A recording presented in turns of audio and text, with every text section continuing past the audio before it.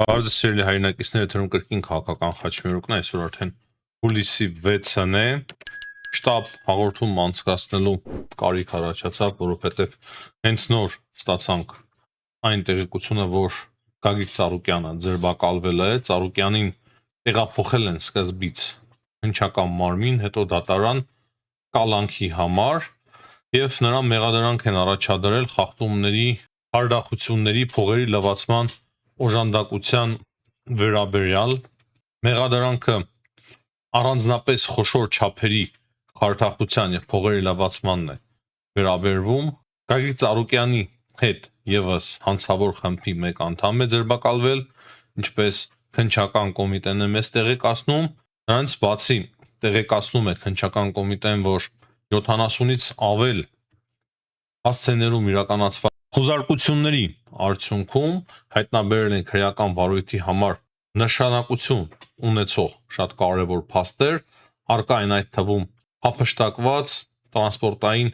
մեքենաներ։ Մենք առավոտյան խոսում ենք սիրելի հայրենակիցներ այն մասին, որ Գագիկ Ծառուկյանին պատկանող մի շարք ընկերություններում խոզարկություն է ընթանում, ինչպես նաև Գագիկ Ծառուկյանի տանը, եւ հիմա արդեն ահա այս վերջին տեղեկությունները ամենաթարմ տեղեկություններով Գագիկ Ծառուկյանը ձերբակալվեց, սկզբում քննչական կոմիտե են տարել նրան, հետո դատարան եւ արդեն իրեն հստակ մեղադրանք է ներկայացվել։ Շատ կարևոր է նաեւ այդ մեղադրանքը հասկանալ, քանի որ վերաբերվում է խոսքը խարդախության, փողերի լվացման, որքան հասկանում եմ ապօրինի ձևով մեքենաների ձեռքբերման եւ այլն։ Եվ հետաքրքիրը այն է, որ այդ ամենը տեղի ունեցավ Փաշինյանի Եկատերինբուրգ մեկնելու օրը։ Ես առավոտյան էլ ասում եի, որ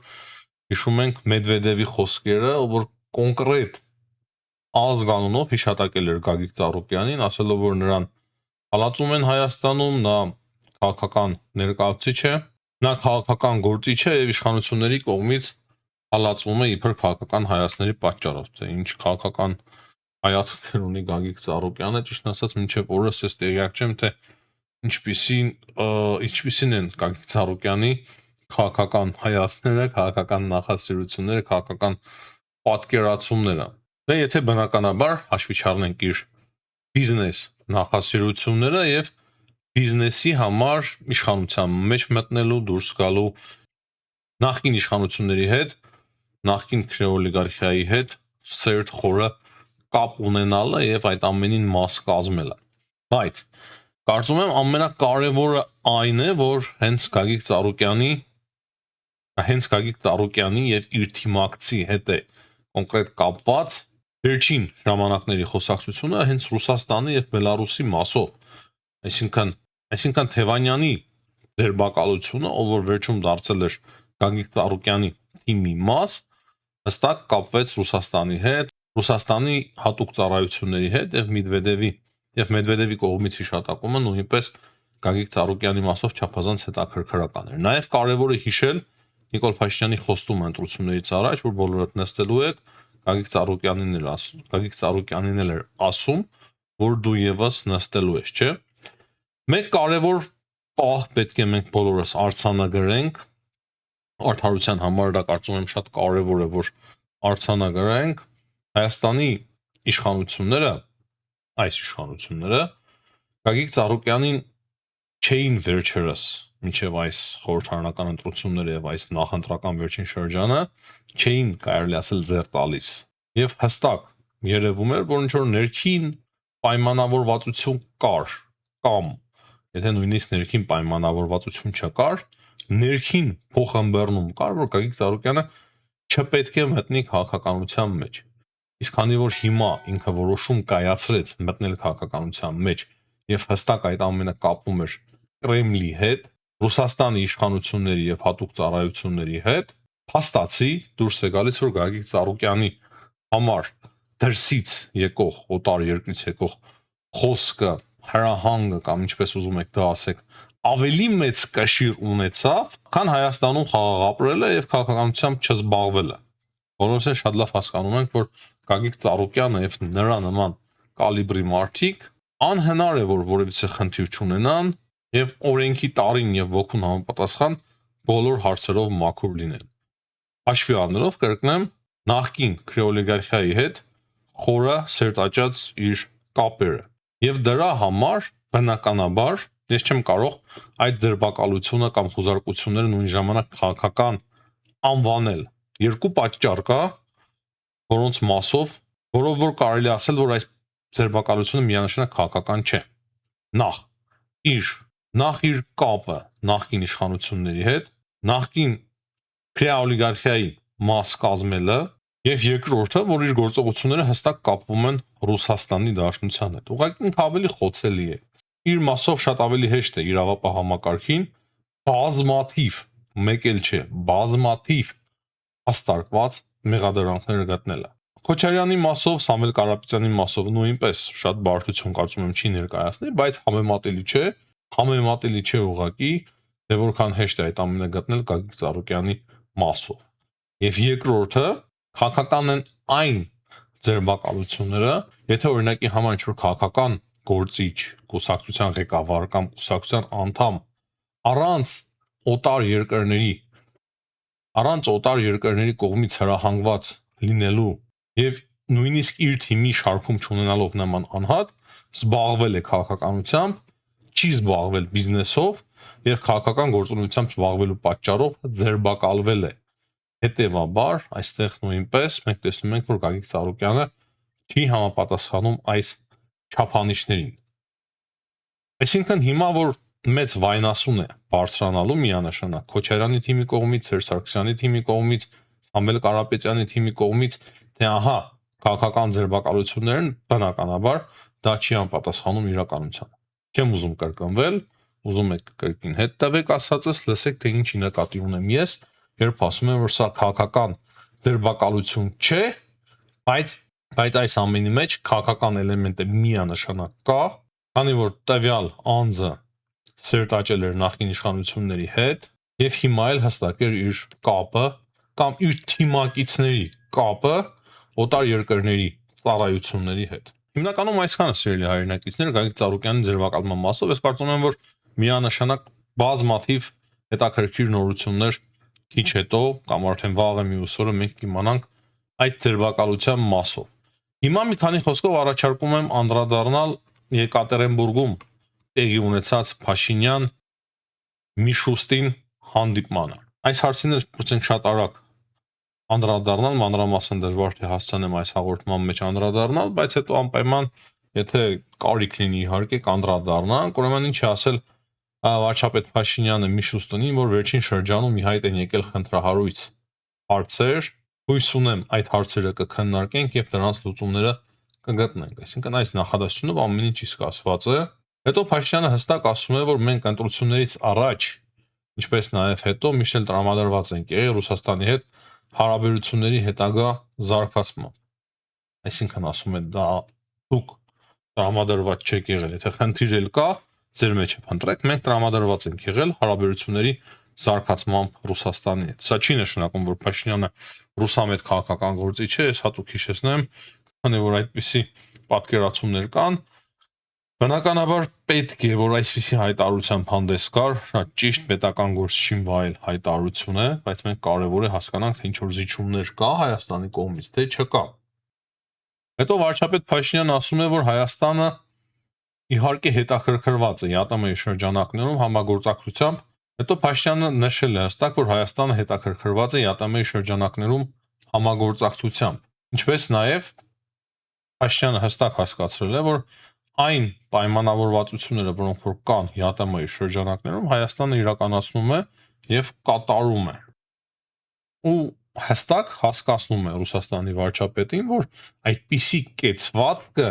որը որ ցուցաբերում է Հայաստանը, հստակ բխում է ԵԱՏՄ-ի շահերից, ԵԱՏՄ-ի զարգացման շահերից։ Այսինքն Փաշինյանը ասում է, որ եթե մենք հետևում ենք ԵԱՏՄ-ի կանոններին, դա ԵԱՏՄ-ի շահերից է բխում։ Հստակ ակնարկելով, որ եթե դուք չեք պահում ԵԱՏՄ-ի կանոնները, դա ԵԱՏՄ-ի շահերից չի բխում։ Դա վնաս է ԵԱՏՄ-ին։ Հետո վարչապետ Փաշինյանը ասում է, որ Հայաստանը հանձնառու է կառուցողական քննարկել եւ պարզաբանել բոլոր հարցերն ու նրբությունները։ Կրկին մեկ անգամ նա հույս է հայտնում, որ այսօրվա բանակցությունների ընթացքում կկարողանան լուծել շատ կոնկրետ հարցեր։ Դե ես նախքան այդ հանդիպումը հստակ նշեցի, որ Ռուսաստանի վարչապետի ձեռքում հիմնականում կենտրոնացված են ԵԱՏՄ-ին վերաբերող հարցերը, այդ սահմանի հետ կապված հարցերը, բեռներ ԵԱՏՄ-ն իր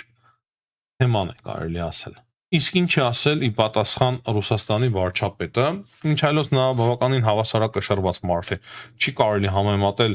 Ձի Լավրովի հետ կամ իր պրեսալկաշե Մարիա Զախարովայի հետ, ինչա որ ճիշտ է, պետք է ճիշտը նշենք, Պեսկովն էլ adekvat է, միշտ ասել եմ, չնայած որ թրքական պրոյեկտ է Պեսկովը, բայց adekvat է հայտարարությունների մեջ։ Դրա համար Միշուստինի այս հայտարարությունը նույնպես պետք է մենք անկեղծորեն նշենք, որ շատ adekvat հայտարարությամբ է Միշուստինը հանդես եկել Փաշինյանի հետ հանդիպման ժամանակ, ես դեռ մի մասին եմ ծանոթացել, կրկնեմ, հայտարարությունների, եթե վաղը գտնեմ այլ մանրամասներ եւ քննարկելու թեմաներ լինեն, միանշանակ կքննարկենք, սակայն ինչ որ ասել է Միշուստին այս հայտարարությունը, որ ունե, միանշանակ բավարարում է ինձ, նա ասում է, որ կարևոր է, որ Հայաստանը շարունակի հարմարավետ միջավայր ստեղծել ռուսական ներդրումների համար, բնականաբար ինքը հելնում է Ռուսաստանի շահերից, եթե Ռուսաստանի վարչապետն է, պետք է առաջնորդվի Ռուսաստանի շահերով, բայց ոչ adekvat հայտարարություններ անի Լավրովների եւ մնացածների նման։ Միշուստինը հետո ասել է, որ իրենք ակնկալում են, որ Հայաստանի նոր կառավարությունը կապահովի Ռուսաստանի հետ հարաբերությունների զարգացումը։ Դա էլ ճիշտ ասած մեզ համար չեմ կարծում, որ որևիցե խնդիր է, կրկնեմ, եթե իրենց adekvat պահեն։ Հետո Ռուսաստանի վարչապետը հստակ ընդգծում է, որ Ռուսաստանը անհամբեր սպասում է հունիսի 7-ի կայանալիք ընտրություններից հետո ձևավորվող Հայաստանի նոր կառավարության հետ հարաբերությունների զարգացմանը։ Մոսկվան ակնկալում է ռուս-հայկական հարաբերությունների հետագա զարգացում, բարեկամություն, բարեդրացիականություն, փոխադարձ հարկանք, միմյանց շահերը հաշվի առնելու ոգով։ Այս հայտարարությունները նորմալ, adekvat հայտարարություններ են։ Սրանք նման են այն բոլոր հայտարարությունների, որոնք որ արվում էին միշտ Հայաստանի իշխանությունների կողմից։ Ես տեսա մեկ հայտարարություն նաև Ռոսատոմի գործադիր տնօրեն Ալեքսեյ Լիխաչովի կողմից եւ այդ հայտարարության մեջ իրենք հստակ շահագրգռվածություն են հայտնում, որպեսզի իրենք կառուցեն մեծ կամ միջին հզորությամբ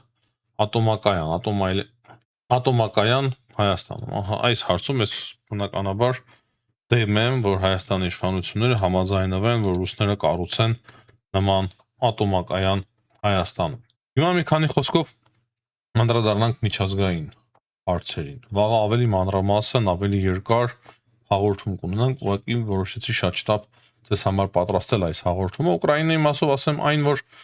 Ուկրաինայում այսօր Ռուսաստանի հարձակման հետևանքով զոհերի քանակը ավելացել է, այն արդեն հատել է 1 տասնյակի թիվը, բազմաթիվ վիրավորներ կան, 5 տասնյակից ավելի վիրավորներ կան, անընդհատ թվերը թարմացվում են, դրա համար թվերի մասին արիք չխոսենք, բայց ամենահետաքրքիրը այսօրվա մեջ այն է, որ Ուկրաինան կարողացել է խոցել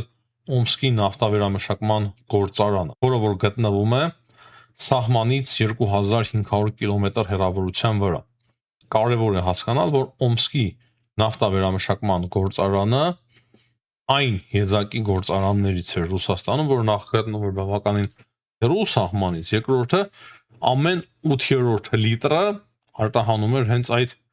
գործարանը։ Դրա համար բավականին կարևոր եւ լուրջ հաջողություններ սա ուկրաինացիների համար եւ կան տեսանյութերը, որ երկու տեղ Ուկրաինան կարողացել է հարված հասցնել այդ նավթի վերամշակման գործարանին։ Դրանից բացի տեղեկություններ կան համացանցում, որ այսօր ուկրաինական դրոնները կարողացել են հատել 3400 կիլոմետր հեռավորություն։ Այսինքն մեկ ամիս առաջ Զելենսկին խոսում էր այն մասին, մեկ ամիս էլ չի անցել կարծեմ, որ շուտով ուկրաինական դրոնները կկարողանան հասնել 3000 կիլոմետր եւ անցնել մի փոքր ավել եւ այսօր փաստացի այդ ռեկորդը արդեն գրանցվել է, ուկրաինական դրոնները կարողացել են գնալ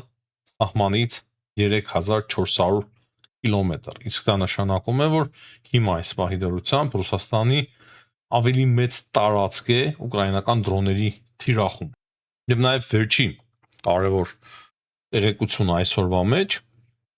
դա այն է, որ Ռուսաստանի դեսպանը Բաքվում կրկին կանչվել է Ադրբեջանի արտգործնախարարություն եւ պատճառը եղել է ռուսական հարվածը Սոկար ընկերությանը Ուկրաինայում, որի մասին որ մենք խոսել ենք նախորդ հաղորդման մեջ։ Միանշանակ սա մեծ ձեր է տալիս այն առումով, որ լարվածությունը չպետք է նվազի ռուս-ադրբեջանական հարաբերությունների մեջ։ Կարծում եմ դա պետք է ձեռք տա նաև Ադրբեջանին։ Հիմնականում այսքանը սիրելի հայրենակիցներ, հաջողություն եմ մաղթում բոլորին, ցտեսություն, կհանդիպենք։